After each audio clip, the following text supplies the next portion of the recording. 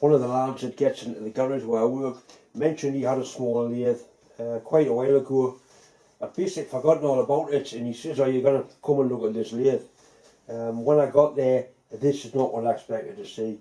This is a Myford Super 7 Imperial 3-phase power cross feed. It's got a clutch on it as well, and it's absolutely in mint condition. It comes with 3 chucks, 2 face plates, all screw cutting gears, catch plate. The only thing that's missing is the 2 steadies.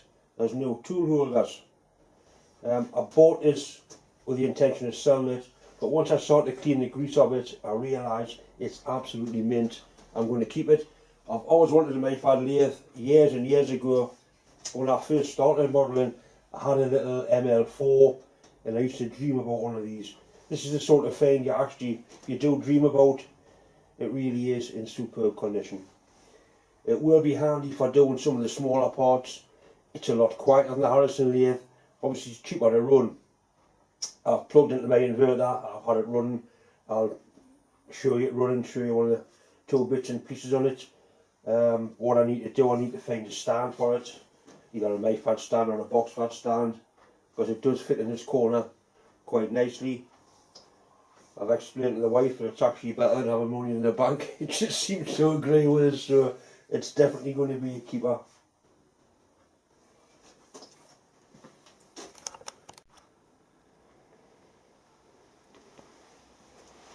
And the bed's absolutely unmarked. You can see it's done nothing at all.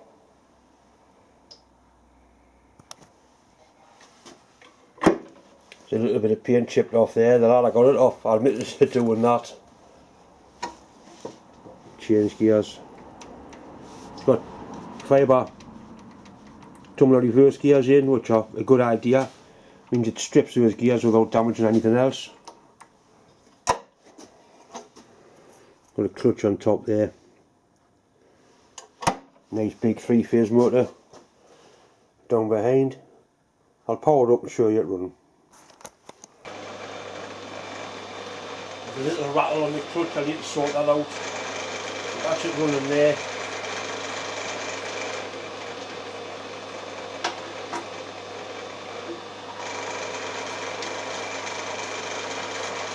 Power feed, power cross feed.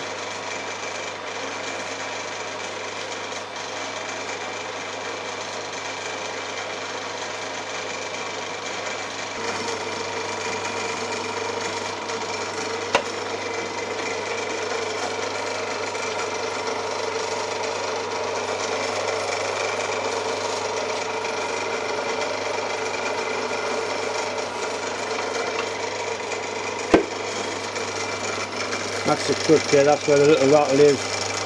I'll have a look at that and see what's causing that.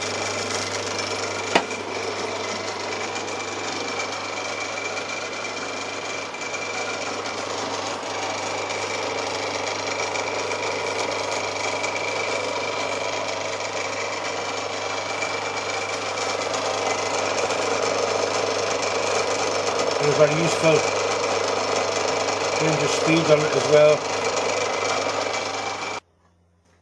This milling machine has got a 3-axis DRO. In fact, I fitted it. But what I'm going to do is put a DRO on the Quill on this part here. I got this DRO from Bangor a few weeks ago. I did a small review on it. I'm going to mount it onto this milling machine. Basically, I'm going to mount that up there, so that slides up and down. There's a block there. We'll make sure to tap that to go from that to that. It's going to be a nice addition for drilling hole depths, for measuring drilling hole depths. I did have the on-off switch mounted up there, which I didn't really like. I'm going to find a new home for that. And I've also got a stepper motor to go on a bracket here, and a cog gear, a tooth gear to drive that for the Quill feed. But today we're going to have a bit play around, see if we can get this mounted onto there. And you can see a little adapter made to hold that on. It's quite a nice little unit, works quite well.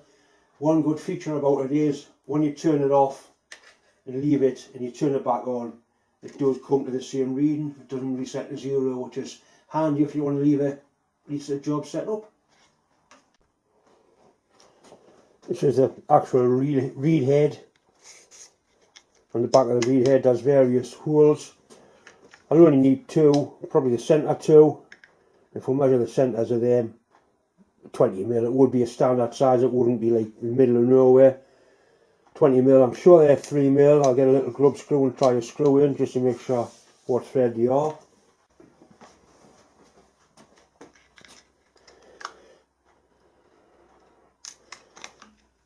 Indeed they are 3mm. To be careful because there isn't a great lot of thread in there and that starts to hit the slide. So I'm going to make an aluminium plate to go on there with countersunk screws in the back and then mount that onto the actual mill machine itself.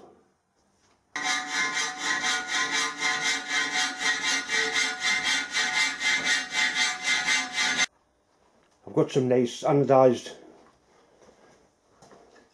looks like 6mm plate. I'm just going to use that for a mount. Just square it up.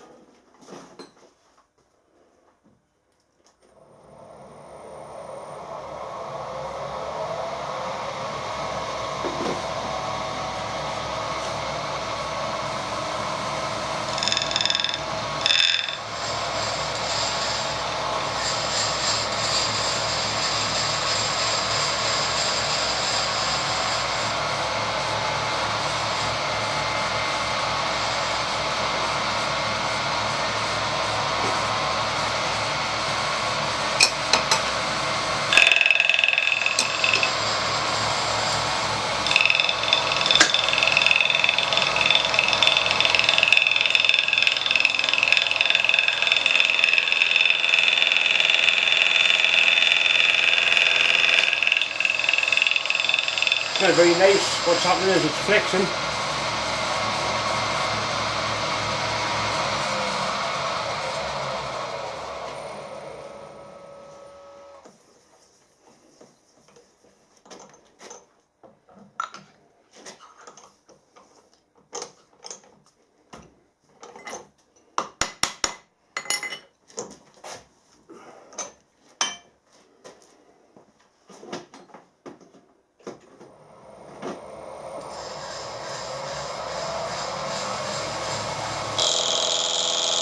So you can hear the difference it makes. Because now it's supported a lot nearer the top.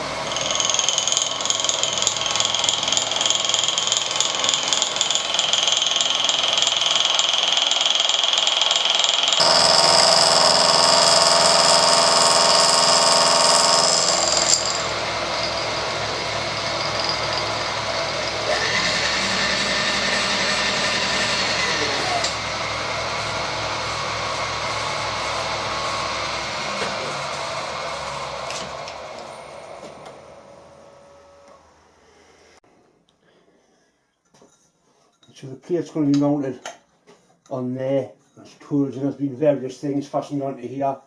That's going to go onto there, and then the DRO reader is going to go onto there, onto that part there, and then we'll pick that up. First thing you need to find is the centre. So we'll basically join the 2 corners.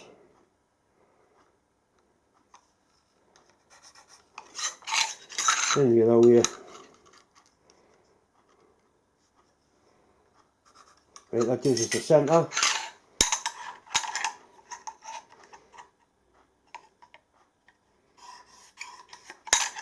Centre line for the 2 holes.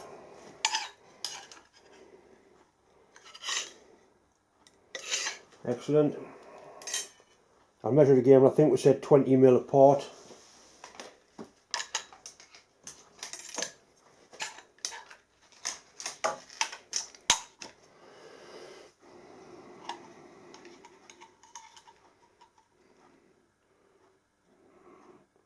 Which they are 20mm apart.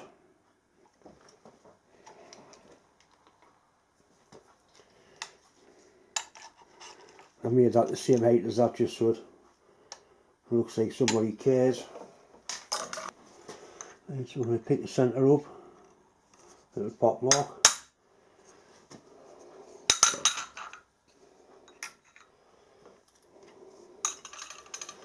I'd use a 10mm.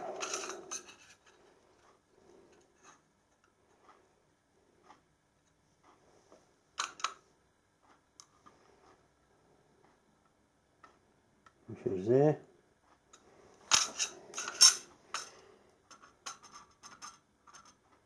Centre mark.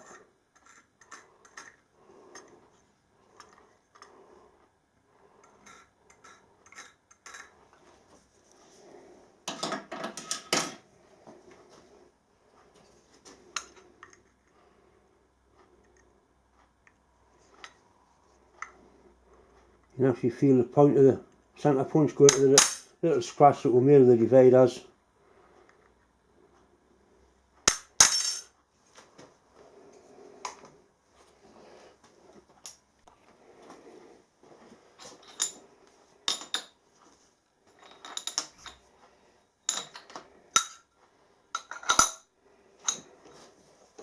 These could be drilled freehand, but I might as well use a machine when it's here.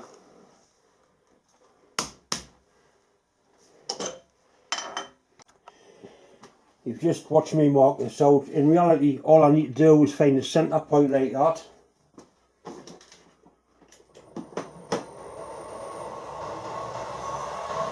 Drill it. Zero the axis on the DRO. Come out 10mm.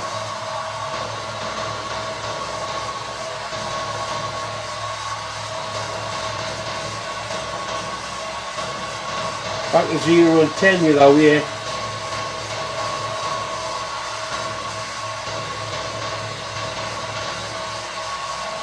And that's the job done. So you can, the DRO on a mill machine is really useful, a lot more versatile, a lot more use to me than the DRO on the lathe.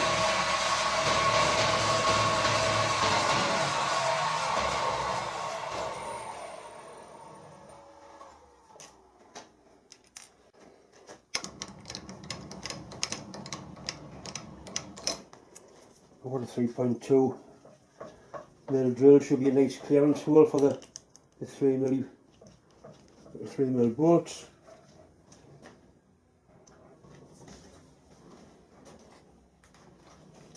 Let's go into WD-40, excellent lubricant for aluminium.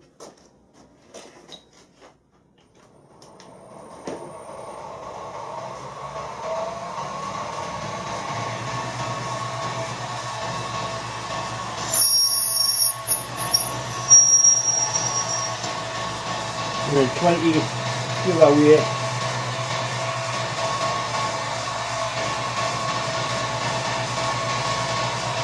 Which means those rolls are exactly 20mm apart.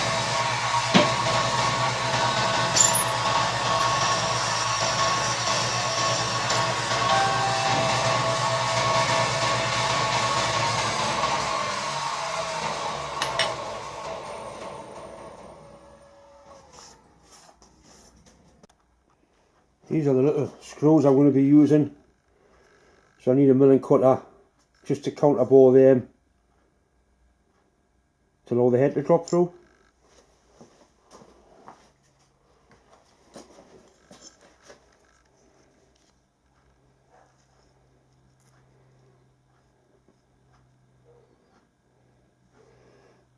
.6, so if I use a 6mm milling cutter, that'll work out quite nicely.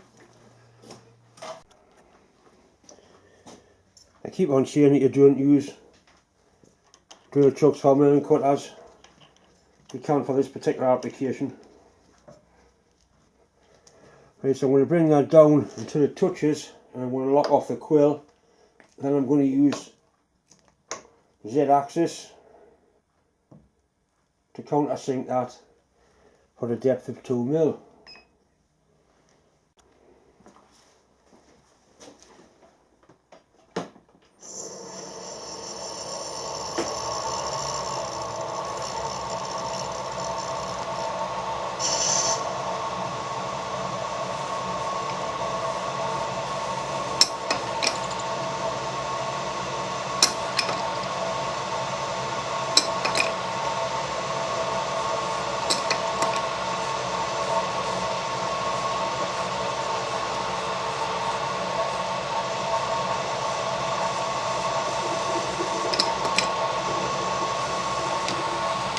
2.5, that's nice.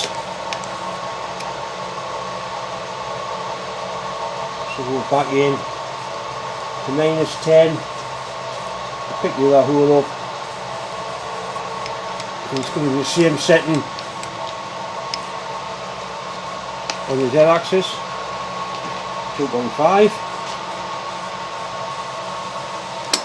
It should touch off at 0, which it is.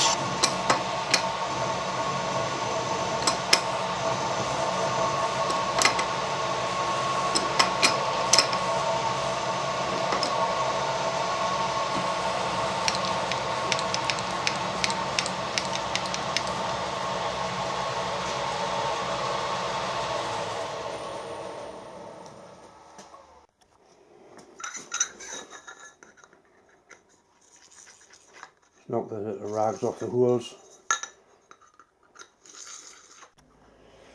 Need to shorten the little screws. Junior hacksaw. This junior hacksaw actually made that at school, so that's, God, that must be nearly 50 years old now, and I've still got it.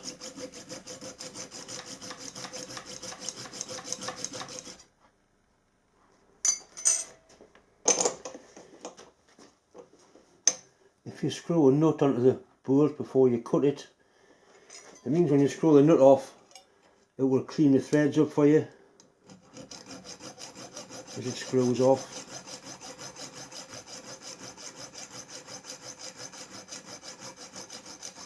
That really wants to go down the back of there and disappear forever. Moment of truth. Got one in. They weren't designed for 3mm. I've got the greatest respect for people like Bob who work with fine BA stuff, model makers who work with 8 and 10 BA bolts. Absolutely incredible. Right, so that's only any lip into there. Not touching on the slide, so that's a good start. Once again, it's just time to say thanks for watching, thanks for subscribing, and as always a massive thanks for all the well wishes that have been coming in, and a special thanks for anybody who's clicked the little PayPal button and donated some money to my YouTube. It's all come in very handy. I'm buying new bits and pieces, some better camera gear, better microphones. Anyway, thanks for watching.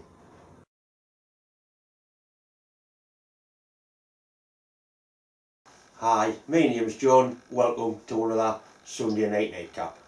Tonight's nightcap, oh, the bastard phone's ringing now, man. Hello, Phil. Alright.